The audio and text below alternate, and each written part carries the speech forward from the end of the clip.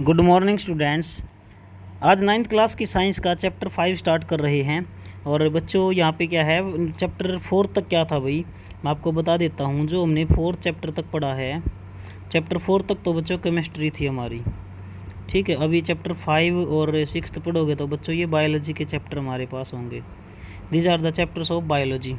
सो इसमें थोड़ा सा ध्यान देने योग्य चीज़ ये है कि आप कंसेप्चुअली पढ़ी हो इसको, टर्म्स को, कि कौन कौन सी टर्म हमारी कहाँ पर यूज़ होती है। तो मैं आपको 1 बाय 1 बता देता हूँ इस चैप्टर के अंदर। बच्चों चैप्टर का नाम रहेगा हमारा the fundamental unit of life. जीवन की मूलभूत जो इकाई है वो क्या है। आप सभी जानते हो बच्चों, जो हमारा शरीर है, कोई भी लिविंग ऑर्गेनिज्म है बच्चों, जितने भी लिविंग ऑर्गेनिजम्स हैं भाई वो किससे मिलके बना उनका शरीर? सेल से। Complete body is made up of cells. और अपनी बॉडी में लगभग कितनी सेल्स होती हैं, यह आइडिया भी हमें इस चैप्टर में होना ज़रूरी है। और सेल किसका बना होता है, सेल की शेप कैसी होती है, सबसे पहले सेल की डिस्कवरी किसने की थी, और सेल हमारे पास जो है वो किस किस मटेरियल की बनी होती है, सेल के अंदर क्या पाया जाता है, सेल के बाहर क्या पाया जाता है, सेल का पावर हाउस कहाँ पर होता है, सेल में सुसाइडल बैग किसको कहा जाता है। तो ये कुछ टर्म्स हमारी रहेंगी बच्चों चैप्टर में। Let us start the chapter number 5 and brief review chapter का मैं आपको बता रहा हूँ इसके अंदर। तो देखिए, the structural and functional unit of life is cell. भाई सेल जो है जीवन की एक संरचनात्मक और कार्यात्मक इकाई है। सेल सबसे छोटी एक यूनिट होती है अपनी बॉडी के अंदर। The smallest unit of life is cell. अगर मैं बात करूँ सेल की, कि various type of cell perform a specific function in the body, then cell का जो ग्रुप होता है, ग्रुप ऑफ सेल विच क्या करता है, जो एक स्पेसिफिक फंक्शन करता है अपनी बॉडी में, उसको आप टिश्यू बोल सकते हो। देखो बच्चों, सेल से क्या बनता है? टिश्यूज़ बनते हैं। टिश्यू से क्या बनता है? फिर ऑर्गन बनते हैं। ऑर्गन से ऑर्गन सिस्टम बनता है, और फिर हमारा कंप्लीट प्रोसेस हमारा चलता रहता है ऐसे, ठीक है। देखिए सेकंड पॉइंट क्या बताया गया है। रॉबर्ट हुक ने 1665 में सेल को डिस्कवर किया था, इसी उसी ने क्या है नाम दिया था सेल, ठीक है। उसके बाद outer covering of the cell is called plasma membrane. देखो ये मेरे पास सपोज करो सेल है, इस सेल के आउटर पे कवरिंग होती है बच्चों। एक सपोज करो हम इसको डार्क ये बना लेते हैं, देखो ये कवरिंग, ठीक है, ये कवरिंग है सेल की। इस कवरिंग को बच्चों बोला जाता है प्लाज्मा मेम्ब्रेन। क्या बोला जाता है? Plasma membrane. मेम्ब्रेन होती है बच्चों एक टाइप की एक परत, झिल्ली बोल दो हिंदी में इसको। मेम्ब्रेन का मतलब होता है बच्चों झिल्ली, ठीक है, क्लियर है। जैसे प्याज देखे आपने, प्याज ओनियन होता है जो, प्याज के ऊपर भी तो क्या होती है, एक मेम्ब्रेन होती है, बिल्कुल एक पॉलीथीन जैसा एक छोटा सा छिलका होता है पतला सा उसका, ठीक है। देखिए नेक्स्ट हमारा क्या है, इट फॉर्म्ड ऑफ, सेल बनी हुई है भाई लिपिड की। लिपिड होते हैं फैट्स, फैट जो होते हैं, एंड प्रोटीन की बनी होती है बच्चों सेल। प्रोटीन आप जानते ही हो क्या होता है, ठीक है। उसके बाद plasma membrane is semi permeable. What is this term semi permeable? देखो बायोलॉजी में तो मैं आपको एक एक पॉइंट बिल्कुल डीपली बताऊंगा, क्योंकि मैंने खुद कम पढ़ी है बच्चों बायोलॉजी, बट आपको कोशिश करेंगे समझाने की अच्छी तरह से, ठीक है। क्योंकि केमिस्ट्री के चैप्टर तो आपको बड़े अच्छे से समझ में आए होंगे, फिजिक्स के भी चैप्टर आप कर लोगे अच्छी तरह से। चलो 2 ही चैप्टर हमारे बायोलॉजी के हैं, इसमें हम और कोशिश करेंगे इनको बिल्कुल डीपली करने की, ठीक है। तो चलिए, सेमी परमिएबल का मतलब क्या होता है बच्चों? अर्धपारगम्य। हिंदी में क्या बोलते हैं? अर्धपारगम्य। मतलब है कोई ऐसी चीज़ जिसमें क्या है, आर पार कोई चीज़ जा सकती है। जैसे मैं बात करूं, हमारे पास सेमी परमिएबल मेम्ब्रेन का एग्जांपल मेरे पास हो सकता है, जैसे सेलोफेन टेप। टेप नहीं होती है जो सेलोफेन की, सेलोफेन टेप, वो हमारी सेमी परमिएबल मेम्ब्रेन की तरह काम कर सकती है, जिसमें थोड़ा सा लिक्विड मतलब इधर उधर फ्लो कर सकता है। जैसे हाई कंसनट्रेशन से लोग, अब देखो ओस्मोसिस आपने पढ़ा होगा कभी कभी, ओस्मोसिस होता है जो, ठीक है। अब इसमें क्या है, सेमी परमिएबल मेम्ब्रेन क्या है, जो हमारे पास सोलवेंट के पार्टिकल है ना, उन्हीं को अलो करती है अपने अंदर से पास होने में, इसलिए इसका नाम अर्धपारगम्य झिल्ली होता है। सोल्यूट पार्टिकल को ये अलो नहीं करती, समझ गए कंसेप्ट। और ये 2 प्रकार की होती है बच्चों सेमी परमिएबल मेम्ब्रेन, एक नेचुरल और सेकंड इज आर्टिफिशियल। सेकंड कौन सी होती है? आर्टिफिशियल। सेलोफेन टैप मैंने बताई थी, ये आपकी आर्टिफिशियल है। नेचुरल में हमारी कोई भी चीज़ हो सकती है, ठीक है, क्लियर है। उसके बाद चलो पढ़ते हैं next. It regulate the flow of material into the out of the cell.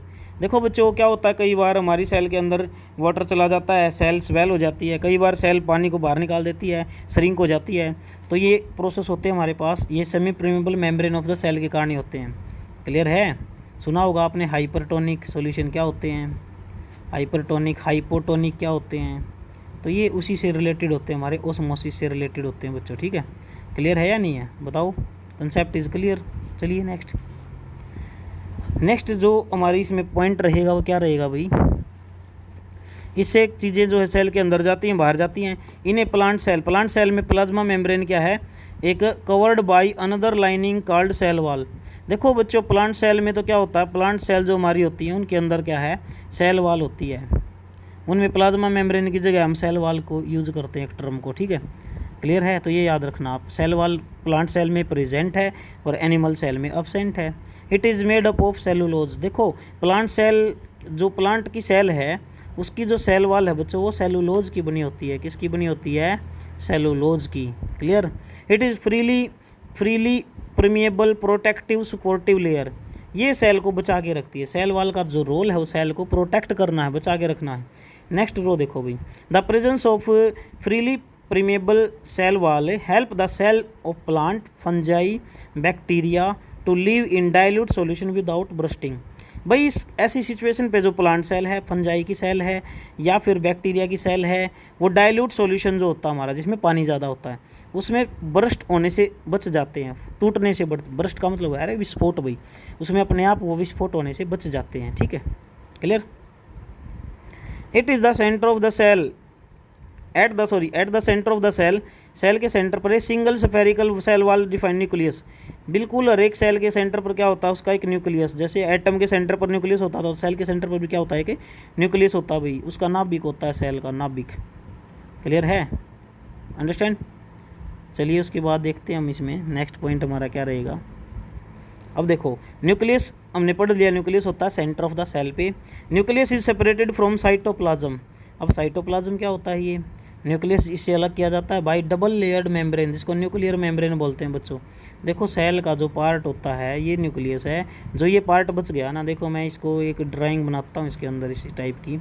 ये देखो ये जो पार्ट है, ग्रीन कलर का पार्ट आपको दिख रहा है, ये पार्ट होता है भाई साइटोप्लाज्म। इसको क्या बोलते हैं, साइटोप्लाज्मा, ठीक है। साइटोप्लाज्म जेली लाइक पार्ट होता है इसका। सेल में जितना फ्लूइड होता है ना बच्चों, फ्लूइड, सेल के अंदर जो फ्लूइड है वही हमारा साइटोप्लाज्म है। अंडरस्टैंड, समझ गए ना कंसेप्ट कम्प्लीटली। चलिए नेक्स्ट पॉइंट मैं बताता हूँ इसमें अब आपको। उसके बाद मैं बताऊँ प्रोटोप्लाज्म क्या होता है भाई। प्रोटोप्लाज्म एक लिविंग मटेरियल है सेल का, जो कि प्रोटोप्लाज्म किसने कॉइन किया था ये कोई याद रखने की कोई मैटर नहीं, ठीक है।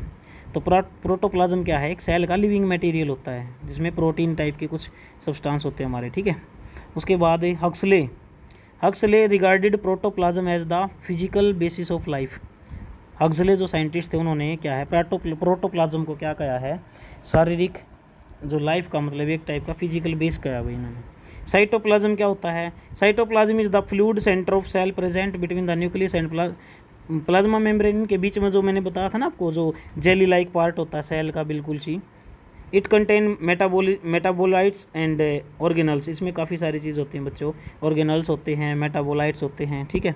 तो ये आप ध्यान में रखना, इसमें क्या क्या चीज़ बताई मैंने, ऑर्गेनल्स होते हैं। ऑर्गेनल्स क्या होते हैं बच्चों, यह सूक्ष्म कोशिका द्रव्य संरचनाएं हैं जो विभिन्न कार्य संपन्न करती हैं।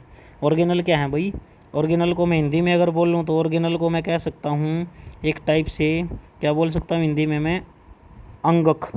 ऑर्गेनल्स क्या होते हैं, अंगक। क्या करते हैं, सूक्ष्म कोशिका द्रव्य संरचनाएं हैं भाई, जो विभिन्न कार्य संपन्न करती हैं अपनी बॉडी में। ऑर्गन सिस्टम क्या होता है फिर अगर मैं बात करूँ तो, ऑर्गन सिस्टम क्या होता है, अंग तंत्र, अंगों का एक पूरा समूह बच्चों जो एक विशेष सामान्य कार्य करता अपनी बॉडी के अंदर, ठीक है। तो ये चैप्टर का बेसिक है भाई। आज बेसिक समझ पाओगे तो ही आप आगे चलोगे, अदरवाइज़ कुछ नहीं कर पाओगे फिर इसके अंदर। क्लियर है, तो आप ध्यान रखना, बेसिक को ध्यान से देखते जाओ, हर एक पॉइंट को मैं जो बताने जा रहा हूँ आपको इसके अंदर, ठीक है। चलिए आगे चलते हैं। उसके बाद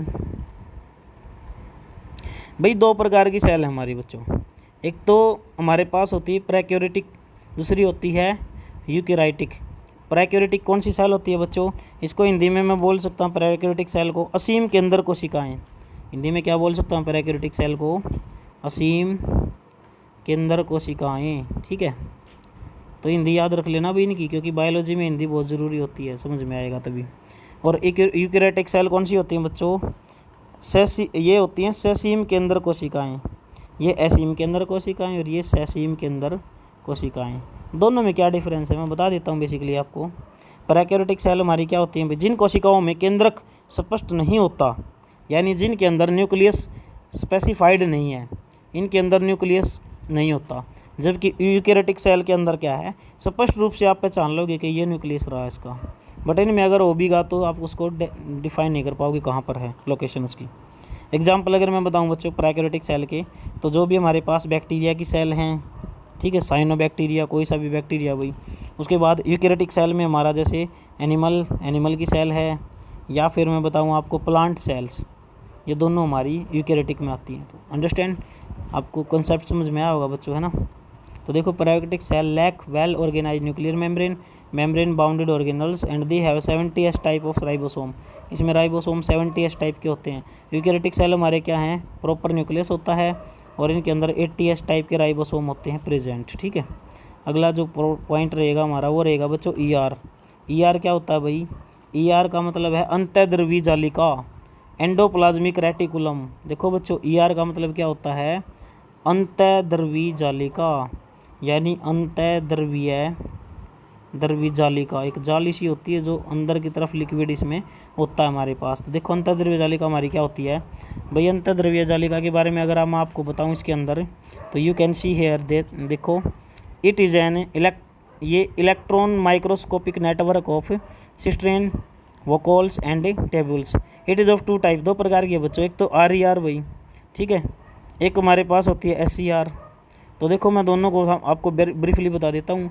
ये 2 प्रकार की होती है एंडोप्लाज्मिक रेटिकुलम हमारे पास, एक तो खुरदरी होती है, एक चिकनी होती है। खुरदरी अंतर्जालिका पर राइबोसोम लगे होते हैं जिन पर प्रोटीन संश्लेषित होता है, मतलब चिकनी अंतर्द्रव्य जालिका पर वसा होती है या लिपिड होते हैं। तो नाम से ही पता लग गया आपको, है ना, क्लियर है। तो आगे चलो, राइबोसोम्स क्या होते हैं भाई, राइबोसोम क्या होते हैं बच्चों, उसकी बात हम करेंगे अब इसमें। देखो टर्म्स कई होती हैं सेल के अंदर, एक होते हैं लाइसोसोम, एक होते हैं राइबोसोम्स। तो राइबोसोम की बात हम करने वाले हैं अब यहाँ पे। राइबोसोम्स की बात करनी है तो देखो इसमें क्या होगा, राइबोसोम्स आर राइबोन्यूक्लियो प्रोटीनियसियस और granular electron microscopic particle, these are the site of protein formation. ये ही क्या है बच्चों, प्रोटीन जो संश्लेषित होता है ना सेल में, इन्हीं की साइट पर होता है, इन्हीं की जगह पे होता है। तो प्रोटीन फैक्ट्री अगर मैं बोलूँ सेल की तो गलत नहीं होगा इसके अंदर कि ribosome are the protein factory of the cell. Protein संश्लेषित होता है सेल के अंदर राइबोसोम के अंदर। गोल्गी बॉडी क्या होती है बच्चों, गोल्गी बॉडी भी बहुत ज़रूरी पोर्शन होता है हमारी सेल का। इसके अंदर अगर मैं बात करूँ गोल्गी बॉडी की, तो देखो गोल्गी बॉडी के अंदर क्या है, is formed of stacked cistern with swollen ends vocal and vesicles. It is involve in cell secretion and condensation. इसमें भाई सेल का जो सिक्रेशन है, कोई भी लिक्विड फ्लूइड सेल के अंदर से निकलता है तो वो इसके अंदर से निकलेगा, सेल के अंदर से, क्लियर। और काफ़ी सारी चीज़ें हम इसमें पढ़ेंगे इस चैप्टर के अंदर। तो देखो एक बार 1 बाय 1 इसमें मैंने आपको बताया है सारे के सारे पार्ट। तो एक टर्म होती है बच्चों इस सेल के अंदर माइटोकॉन्ड्रिया। क्या होती है भाई, माइटोकॉन्ड्रिया का मतलब क्या है, ये जितनी भी एनर्जी सेल में स्टोर होती है ना बच्चों, वो माइटोकॉन्ड्रिया में होती है। तो मैं अगर बात करूं यहाँ पे, तो माइटोकॉन्ड्रिया एक ऐसा पार्ट है सेल का जहाँ पर इसको power house of the cell बोल सकते हो आप। क्या बोल सकते हो, power house of the cell. Mitochondria is power house of the cell. एक टर्म और रह गई हमारी, फिर ये हम फिनिश करते हैं इस पॉइंट को। देखो गोल्गी बॉडी के बाद मैं पढ़ूंगा लाइसोसोम्स क्या होते हैं। लाइसोसोम इलेक्ट्रॉन माइक्रोस्कोपिक और vesicular structure of animal cell and contain hydrolytic enzyme. बच्चों इनमें एंजाइम भरे होते हैं, हाइड्रोलिटिक एंजाइम होते हैं। और these are the centre of intracellular digestion and act both digestive bag. ये सेल के डाइजेस्टिव बैग हैं। और मैंने बताया था ना सुसाइडल बैग इन्हीं को बोलते हैं हम। क्या बोलते हैं, सुसाइडल बैग किसको बोलते हैं, लाइसोसोम्स को। अब सुसाइडल बैग लाइसोसोम, यानी लाइसोसोम यह एक सूक्ष्म एक हरी झिल्ली युक्त पाचक विकरों से भरी थैलीनुमा संरचना है। इन्हें आत्मघाती थैलियाँ भी कहते हैं। अब ये क्वेश्चन आप देखोगे कि जो हमारे पास है आएगा, पूछा जाएगा आपसे जनरली कि इसको आत्मघात थैला क्यों बोला जाता है, why lysosome are called suicidal bag. तो ऐसे ऐसे क्वेश्चन हम इस चैप्टर में आगे जाके पढ़ेंगे, तभी हमें नॉलेज होगा भाई। अब इसको सुसाइडल बैग हम क्यों कहते हैं, अगर मैं आपको यहीं बताना चाहूँ इस क्वेश्चन को, तो जब कोशिका अक्षतिग्रस्त या मृत हो जाती है तो मतलब जब कोशिका हमारी क्या है डेड हो जाती है बच्चों, तो लाइसोसोम ब्रस्ट कर जाते हैं। लाइसोसोम क्या है, ब्रस्ट कर जाते हैं। ब्रस्ट का मतलब फूट जाते हैं, वो एक तरह से फट जाते हैं। और एंजाइम अपनी ही कोशिकाओं में पचा लेते, मतलब और क्या होता है, जो भी एंजाइम इनके अंदर, देखो मैंने बताया ना, ये एंजाइम डाइजेस्टिव एंजाइम इनमें भरे हुए हैं। ये डाइजेस्टिव एंजाइम किस काम में आएंगे, डाइजेशन करने में काम आएंगे। बट जैसे ही हमारी सेल डेड हो गई तो इनके डाइजेस्टिव एंजाइम के अपनी कोशिका को खुद पचा लेते हैं, डाइजेस्ट कर लेते हैं, इसलिए इनको डाइजेस्टिव बैग बोला जाता है बच्चों। इसलिए सेल डेड हो गई तो हमारा इसका मतलब ये क्या है, lysosome are called suicidal bag. तो आई होप आपको देखो बायोलॉजी पढ़ानी मेरी कैसी लगी। अगर अच्छी लगी तो यस लिखना कमेंट में, तो फिर हम आगे चलेंगे। और भाई नहीं लगेगी तो फिर कोई और देखते हैं प्रोसीजर इसमें। फिर फिजिक्स के चैप्टर करवाऊंगा हम आपके, ठीक है। तो एक बार यस और नो लिखना अगर आपको क्लियर हुए हैं जो पॉइंट मैंने बताए तो, ठीक है। Thank you, have a nice day, bye bye.